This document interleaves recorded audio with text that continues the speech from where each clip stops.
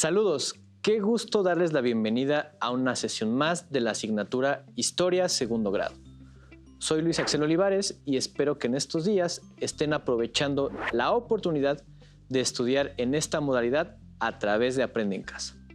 Recuerden mantener la sana distancia, lavarse las manos con agua y jabón durante 20 segundos varias veces al día y usar el cubrebocas de manera correcta. Al cuidarnos a nosotros mismos, cuidamos a los demás. El día de hoy descubriremos huellas del pasado novohispano. Para esto, el propósito que guiará la sesión es identificar las huellas arquitectónicas del periodo virreinal en su localidad y en algunas ciudades de México. Antes de iniciar, les recuerdo que es importante que participen en las actividades planteadas a lo largo de la sesión. También les invito a tener cerca su libro de texto, cuaderno u hojas blancas y de colores, pegamento, lápiz o bolígrafo y colores para registrar las ideas principales, así como dudas y reflexiones para que posteriormente puedan compartir los avances con su familia. ¿Listos? Comencemos. Relacionado con el tema de hoy, en nuestra sección Leer para reconocernos, les compartiré un fragmento de un texto escrito por el historiador del arte Jorge Alberto Manrique y que se encuentra en el libro Historia General de México. Este texto nos habla de una herencia muy particular del periodo virreinal, las catedrales. Dice así: la catedral es el edificio citadino por excelencia, símbolo religioso y símbolo civil. Es la obra que compendia lo que la ciudad era y expresión de su orgullo. Así lo había sido en la Edad Media europea y así vino a ser en la Nueva España del siglo XVII. La secuela de las primeras grandes catedrales mexicanas se escalona a lo largo de esta centuria, a partir de la dedicación de la de Mérida en 1598, la de Guadalajara en 1618 y las dos más importantes, Puebla en 1649 y México en 1667. Iniciadas todas ellas en el siglo anterior, permanecen sin excepción como obras casi utópicas, sueños inalcanzables de grandeza, con sus obras que avanzan penosamente o de plano detenidas por lustros y decenios. Las coge a medio camino la actitud depresiva de la crisis novohispana de finales del siglo XVI y principios del siglo XVII. Solo Mérida podrá ver cerradas sus bóvedas en los últimos años del siglo de la conquista. Las demás deberán esperar las intensas campañas de trabajo de un siglo barroco en que vuelve a renacer la esperanza. Se configura la actitud vital del mundo criollo y se asienta firmemente la ciudad como elemento rector de la vida de Nueva España. Será ese siglo barroco el que las vestirá suntuosamente con retablos, coros de canónigos, órganos, cipreses, estableciendo un armonioso contrapunto entre sus estructuras renacentistas, manieristas y las formas fastuosas del nuevo estilo. La catedral es por razón natural obra de amplio aliento y planeada a largo plazo, que procede normalmente por yuxtaposiciones. La mayor parte de ellas, aunque dedicadas en el siglo XVII y desde entonces abiertas al culto, seguirán construyéndose durante toda esa centuria y recibirán su último toque hasta el 700 o incluso, ya en época neoclásica, en los primeros años del XIX. Otras, Morelia, Oaxaca, Durango, iniciadas ya en el siglo XVII, se terminan en el siglo XVIII. La catedral no es, desde luego, una iglesia más, ni solo una iglesia de mayores dimensiones que las otras. Da albergue y manifiesta ese todo social coherente y asentado que es la ciudad, con su pretensión de hegemonía sobre el reino entero. Hasta aquí la lectura. Al estudiar los sucesos del pasado pueden parecernos lejanos los acontecimientos que vamos conociendo. Sin embargo, esta idea no es del todo cierta, ya que, en la actualidad, podemos apreciar que muchos de los edificios y costumbres novohispanas permanecen hasta nuestros días. Esto lo podemos apreciar más fácilmente en algunas ciudades y poblaciones del interior, donde perviven algunos de los edificios históricos y otros monumentos patrimoniales. En este sentido, un periodo histórico que nos ha heredado una gran cantidad de edificios es sin duda el periodo novohispano. En efecto, a lo largo y ancho de nuestro país existe una amplia diversidad de edificios construidos en aquellos años y que continúan en pie hasta nuestros días. Sus estilos y las modificaciones que han ido sufriendo nos revelan más de los procesos y eventos que hemos estado estudiando. En esta sesión vamos a conocer y estudiar acerca del patrimonio arquitectónico que nos heredó el periodo virreinal, profundizando en los estilos que hubo y algunos ejemplos que se preservan en la actualidad. Pero antes, conozcamos las características de estos estilos a través del siguiente video. Arquitectónicas en la Nueva España, como el Palacio de Cortés, en Cuernavaca, Morelos, y la Casa de Montejo, en Mérida, Yucatán, pertenecen a la corriente artística del plateresco. Este estilo, que surgió en España en el siglo XV, se caracterizó por integrar elementos renacentistas, góticos y musulmanes en las construcciones. En la decoración plasmó elementos de la naturaleza, como guirnaldas y bichos, así como medallones con representaciones de bustos humanos, entre otros elementos. En la Nueva España, los artesanos indígenas añadieron componentes prehispánicos como imágenes de la flora y fauna características de sus regiones. Un ejemplo es la fachada de la iglesia del convento de Acolman, considerada la joya del plateresco en América.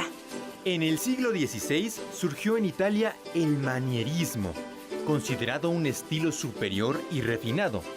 En la Nueva España mostró figuras humanas alargadas en la pintura y escultura. En la arquitectura, un ejemplo es la integración de torres en las fachadas de los templos, lo que puede observarse principalmente en las primeras catedrales que se construyeron. Tanto el plateresco como el manierismo fueron los estilos artísticos del siglo XVI y las primeras décadas del siglo XVII en la Nueva España. Para la tercera década del siglo XVII, el estilo que predominó fue el barroco. Veamos por qué. La arquitectura y la pintura destacaron, por lo que los muros, fachadas, así como los techos de iglesias y conventos se llenaron de múltiples adornos e imágenes de vírgenes, santos, ángeles y escenas religiosas. La llegada de los españoles a Mesoamérica en el siglo XVI no solo implicó la llegada de una nueva religión, de nuevos alimentos, nuevas armas y enfermedades. También trajo consigo nuevas ideas sobre la arquitectura, nuevos materiales para construir y nuevos edificios por diseñar. Lo cual comenzó a ser evidente desde el momento en que Hernán Cortés ordenó la reconstrucción de la Ciudad de México sobre las ruinas de la antigua capital mexica. De esta forma, las iglesias, casas, palacios, tiendas, todas esas construcciones tenían varios elementos que distaban de las tradiciones arquitectónicas prehispánicas. Durante las primeras décadas de la dominación española, este impulso constructivo fue sostenido principalmente por dos grupos: los encomenderos o sus descendientes y los religiosos de las órdenes mendicantes. De las construcciones realizadas por los encomenderos o sus descendientes durante el siglo XVI, han llegado hasta nuestros días pocos edificios. Uno de ellos es el llamado Palacio de Cortés, el cual se encuentra en la ciudad de Cuernavaca y fue construido por los indígenas de la zona bajo las órdenes de Hernán Cortés. Este edificio, que está a medio camino entre una fortaleza y un palacio, muestra algunas características típicas de las construcciones inspiradas en el Renacimiento español. Su diseño buscaba en última instancia demostrar el poder e importancia de los marqueses del Valle. Actualmente es la sede del Museo Regional de Cuanáhuac, donde se cuenta la historia de la región. Otro ejemplo de las casas construidas por los encomenderos en el siglo XVI lo representa la Casa de los Montejo, único ejemplo que sobrevive en México de una casa noble del siglo XVI. Localizada en la ciudad de Mérida, Yucatán, esta edificación a pesar de haber sido modificada por sus dueños a lo largo de los siglos, todavía nos da una idea muy clara de cómo eran las casas lujosas que los encomenderos y conquistadores mandaron construir. El estilo que podemos todavía apreciar en su impresionante fachada es el llamado estilo plateresco, el cual combina elementos de los estilos gótico, renacentista y mudéjar.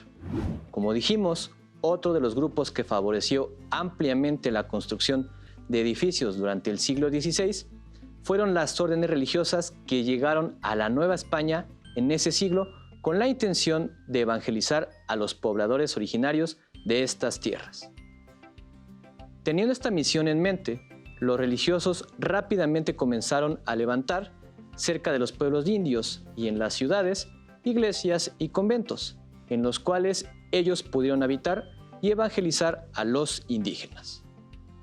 Actualmente existen varios conventos e iglesias de aquella época que quedan en pie, como ejemplo y testimonio de este proceso. Los conventos construidos bajo las órdenes de los religiosos eran construidos íntegramente por los indígenas. La mayoría de los conventos siguen un modelo general: una iglesia de una nave, un claustro de 2 pisos y un atrio de grandes dimensiones. Algunos de ellos también incorporaron capillas abiertas o capillas pozas. Los conventos contaban, por lo general, con huertos, dormitorios y almacenes, toda vez que la idea es que fueran autosuficientes.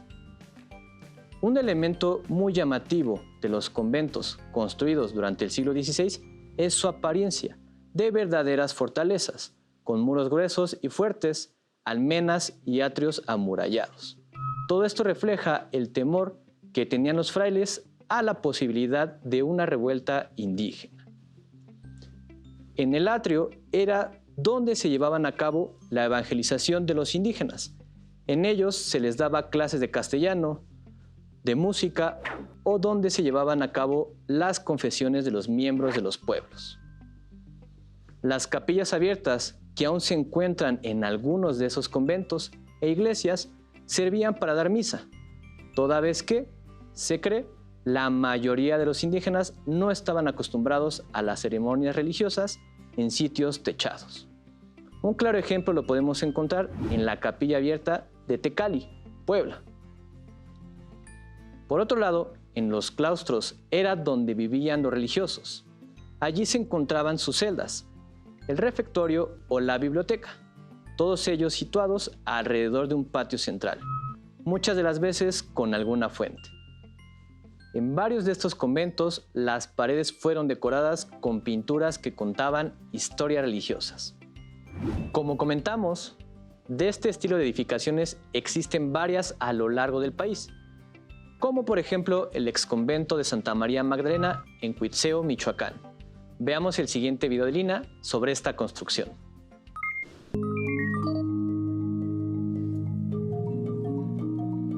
A orillas del lago Cuitzeo, en la pequeña localidad del mismo nombre, podemos admirar una de las muestras más bellas y mejor conservadas de la arquitectura novohispana en el estado de Michoacán. Es el conjunto que forman el exconvento y la iglesia de Santa María Magdalena. En su labor de convertir al catolicismo a la población indígena de aquella provincia, los frailes agustinos iniciaron su construcción en 1550. Año también de la fundación de Cuitzeo, cuyo centro histórico mantiene el trazado que le dieron los españoles desde entonces. Ambos edificios son de estilo plateresco, una fusión de elementos arquitectónicos medievales y renacentistas que pronto se hizo frecuente en la Nueva España con aportaciones y mano de obra de los indígenas. La primera en construirse fue la iglesia, de una sola nave.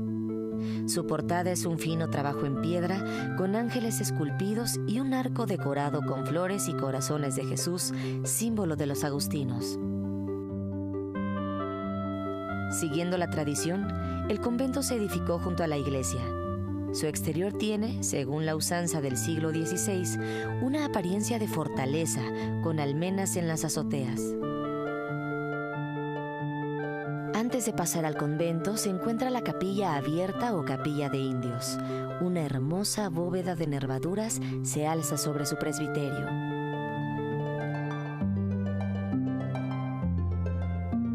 Al trasponer la portería y su arco labrado, entramos al claustro.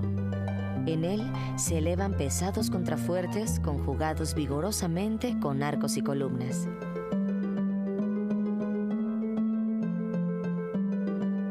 En esta planta baja estaban el comedor de los monjes, las cocinas y los talleres.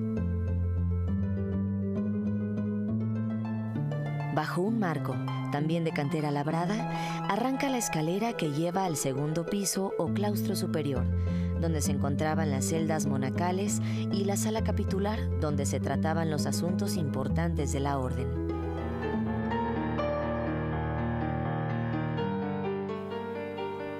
Los agustinos embellecieron los muros del convento con pinturas al fresco que han sido restauradas. Entre ellas, El Juicio Final, obra de Fray Martín de Palacios, ya del siglo XVII.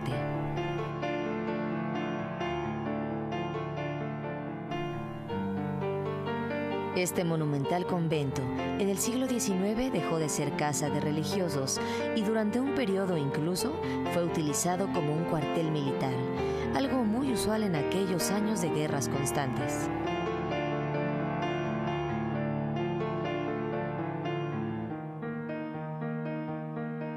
Ahora se sabe, y es objeto de estudio, que bajo estas construcciones españolas existen vestigios de un asentamiento prehispánico perteneciente a la llamada cultura de Chupícuaro, de alrededor del año IV de nuestra era.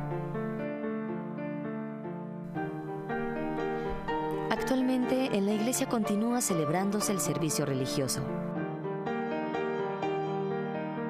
Diversas estancias del exconvento son salas de exhibición de un museo que enorgullece a los habitantes del Cuitzeo contemporáneo.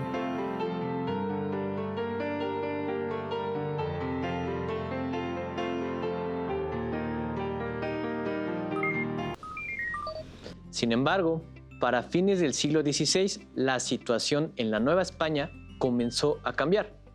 La estrepitosa disminución de la población indígena, la pérdida de poder de los encomenderos, el fortalecimiento del clero secular y el crecimiento de la población mestiza y española trajo consigo diversos cambios. Uno de ellos fue el crecimiento de las ciudades, en las que comenzaron a construirse las catedrales de las que nos habla la lectura del inicio. Estos edificios, por su tamaño y costo, tardaban muchos años en construirse, razón por la cual no siempre fueron construidas con un solo estilo arquitectónico. Algunas empezaron a construirse a mediados del siglo XVI, siguiendo el estilo manierista, y terminaron de construirse en el siglo XIX ya con elementos neoclásicos. Las catedrales se construían en las ciudades donde había un obispo y marcaba un hito dentro de la historia de la ciudad, volviéndose elementos de orgullo para sus ciudadanos. En el siglo XVII, con el fortalecimiento de las ciudades y del clero secular, también vio el surgimiento de un nuevo estilo arquitectónico y artístico, el barroco, que fue traído desde Europa y sería el estilo más utilizado en Nueva España por más de un siglo.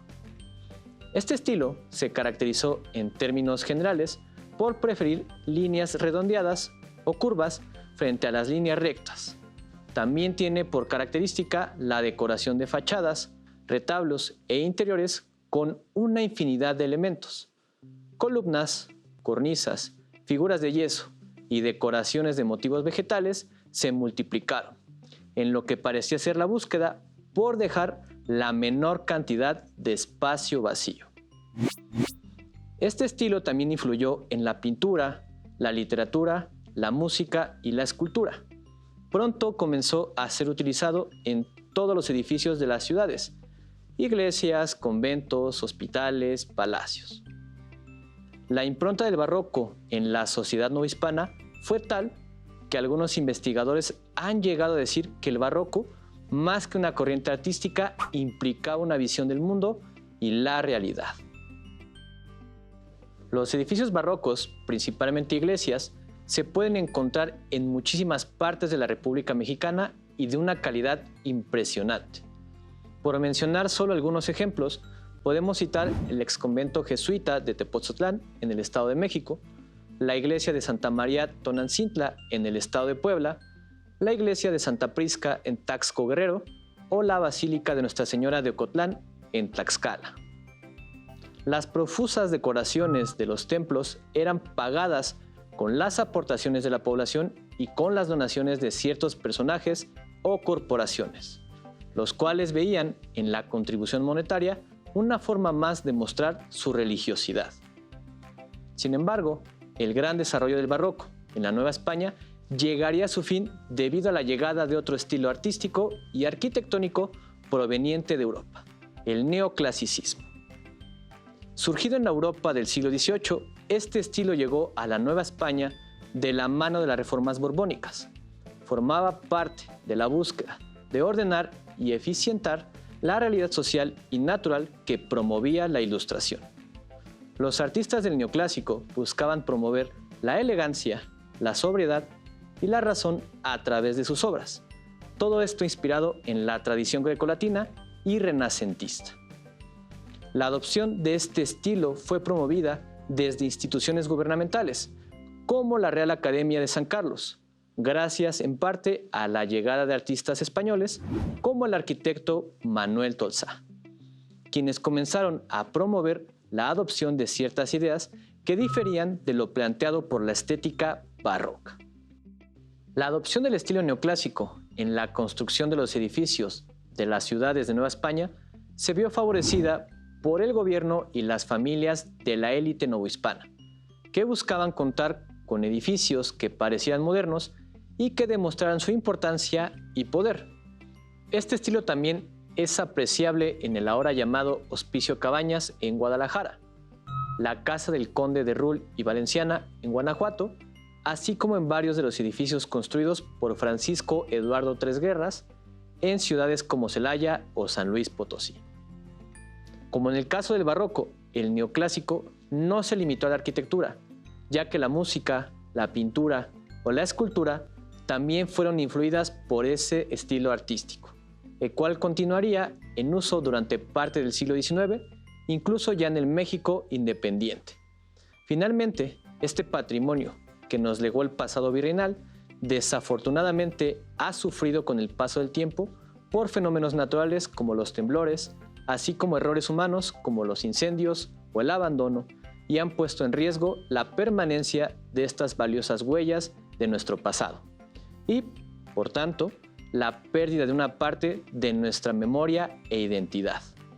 Por todo esto, es importante tener conciencia de su existencia e importancia, así como de la necesidad de que, como sociedad, valoremos su presencia y hagamos lo posible por conservar nuestro patrimonio arquitectónico. Por ahora, hemos llegado al final de la sesión, pero antes de concluir, les propongo que lleven a cabo el siguiente reto.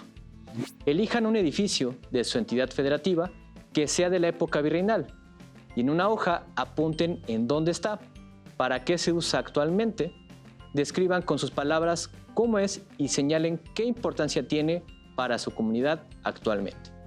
No olviden ilustrarlo y compartirlo. Para resolver el reto de la sesión, pueden recurrir a su libro de texto. Listo, terminamos, pero aún nos queda mucho por explorar y descubrir. Así que nos vemos pronto aquí en Aprende en Casa. Hasta la próxima. Si tienes dudas o necesitas ayuda, llama al Centro de Apoyo Pedagógico a Distancia. El número de teléfono para secundaria es el 55 36 01 71 23. Si requieres consultar los libros de texto en versión digital, recuerda que los puedes encontrar en la página conalitec.cep.gov.mx. Y recuerda que también cuentas con el sitio aprendeencasa.cep.gov.mx, en donde podrás ver nuevamente los videos de los programas y además encontrarás actividades para fortalecer tus aprendizajes. También te invitamos a que consultes la plataforma nuevaescuelamexicana.cep.gov.mx.